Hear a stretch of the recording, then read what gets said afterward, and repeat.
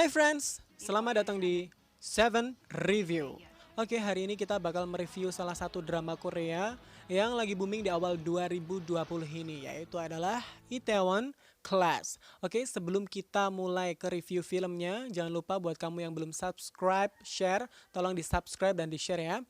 Udah gak usah berlama-lama lagi, langsung aja kita tonton bareng-bareng. Please listen and check this out.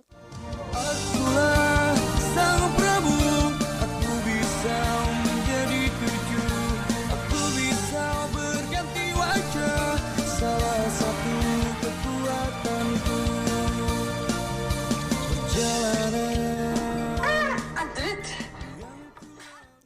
Oke, drama diawali dengan percakapan antara Jo Yiso dengan seorang konseling. Jadi Jo Yiso ini merasa kalau hidup di Korea ini ya cuman gitu-gitu aja. Kita harus bekerja menjadi orang yang gila kerja, ya cuman gitu aja. Tapi akhirnya hidupnya berubah setelah dia berkenalan dengan seorang pria, yaitu bosnya sendiri atau tokoh utama dari drakor ini, yaitu adalah Park Se-royi. Dan di situ udah kelihatan ya kalau Jo Yiso ini orang yang smart tapi mudah bosen, intinya kayak gitu.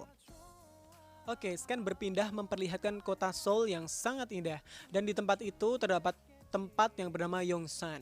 Dan kata kunci hangat di area tersebut atau tempat yang terkenal adalah Itaewon. Tapi di Itaewon ini biaya hidup sangat tinggi, bahkan kalau pengen mempunyai atau menyewa sebuah rumah atau toko itu harus mengocek budget yang sangat tinggi banget. Terus cerita berpindah flashback 15 tahun sebelum Itaewon Class. Yaitu memperkenalkan tokoh utama, yaitu adalah Park Se-royi. Yang di sana dia adalah seorang pria yang punya prinsip baik yang sangat kuat dalam memegang prinsipnya. Dan di sekolahnya dia tuh nggak punya teman sama sekali selama 3 tahun. Tapi dia nggak pernah merasa kesepian loh. Dan seminggu setelahnya ternyata Park Se-royi bakal pindah sekolah karena dia bakal ngikutin bapaknya. Jadi bapaknya ini bekerja di salah satu perusahaan kuliner bernama Jangga Corporation, Jangga Co atau Jangga Bab. Jadi Park Se-royi ini ngikut bapaknya pindah. Dan setelah seminggu pindah, scan berpindah ke sebuah halte.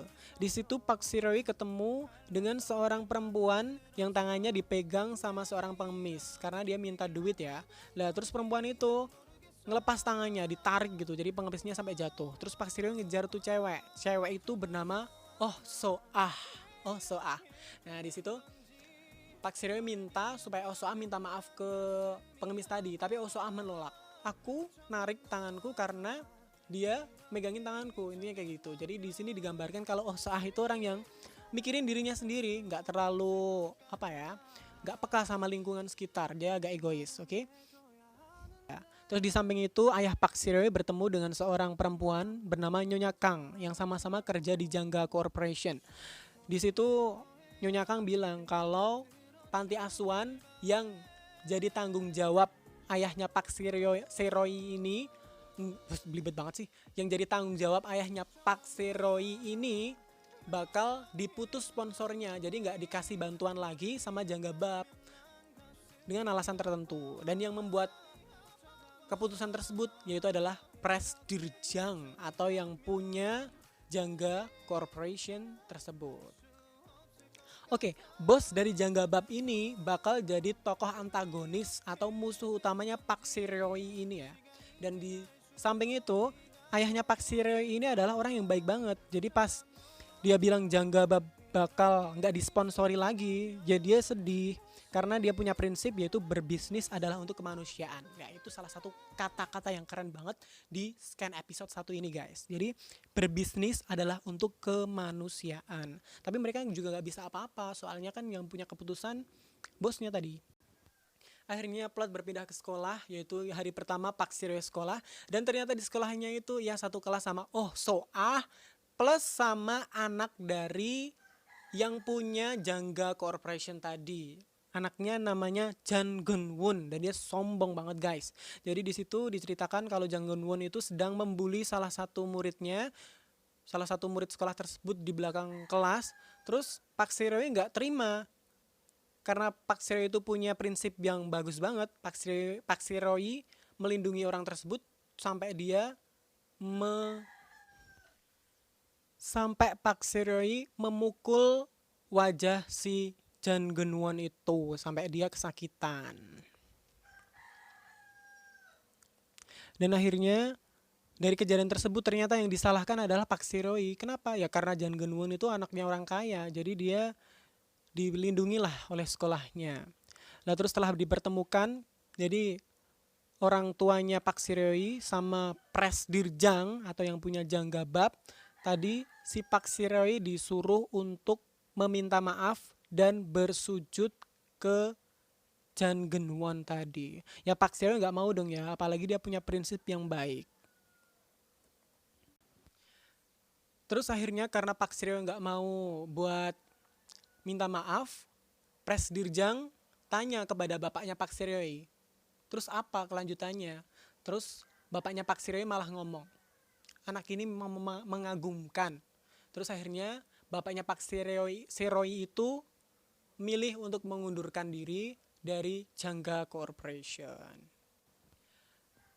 Dan akhirnya singkat cerita Park Si-roy dikeluarkan dari sekolah dan juga bapaknya udah keluar dari pekerjaannya. Tapi bapaknya kan dulu manajer ya, jadi masih punya duit. Akhirnya mereka mendirikan sebuah restoran kecil. Ada di sini ada sebuah kata-kata yang keren, yaitu semua tak masalah walau hariku memang tak sempurna, tapi memang inilah kehidupan. Wah, jadi di film ini memang banyak kata-kata yang keren-keren banget guys.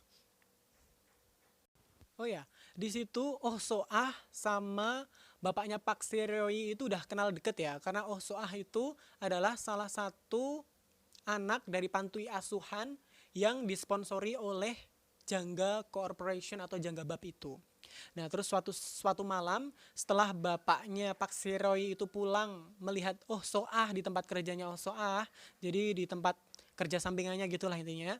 Pas dia naik motor, ternyata dia di belakang dia ditabrak oleh mobil. Dar!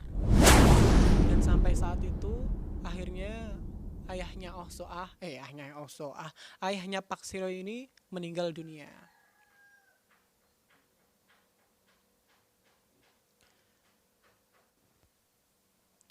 Karena bersedih banget, Park Si-roy sampai 2 hari 2 malam gak makan guys, karena bapaknya meninggal. Terus akhirnya mereka kedatangan polisi yang nunjukin kalau pelaku yang nabrak ayahnya Park Si-roy itu sudah menyerahkan diri pagi tadi.